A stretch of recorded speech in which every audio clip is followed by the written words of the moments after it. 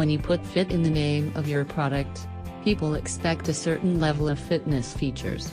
The Gear Fit might have been competent for its time in 2014, but the fact that you couldn't pause a workout and that accuracy was questionable are puzzling issues in hindsight. In regards to accuracy, I strive to utilize each of its tracking functions to get a good sense of how well it was able to capture what I was actually doing. And the takeaway is a rather good one. I felt confident at the end of each day that the Gear Fit 2 showed me the work that I put in. Tracking with the Microsoft Band 2 on my other wrist, the metrics mirrored each other nearly to a T. The only low point that I encountered was when the device would suddenly tell me that I had just climbed 10 flights of stairs, when in reality, I had only walked for 5 minutes straight to the subway.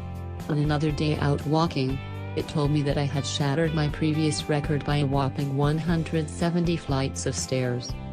This is obviously problematic, but the Samsung rep affirmed that it's simply an issue caused by showering with the Gear Fit 2. While the device's IP68 contact with water appears to heavily, although temporarily, screw with the barometer's sense of altitude. It's possible that a fix could be patched through, but for now, I'm going to leave it on the nightstand while I wash off. The added GPS functionality is an awesome inclusion. Runners will love this, as will walkers, too. It's mostly just for reference and comparing outings, though Samsung did build a Facebook share button to brag to your fitness hobbies. Aside from the novelty of the function, the best part about the GPS is that you can take advantage of without bringing your phone along.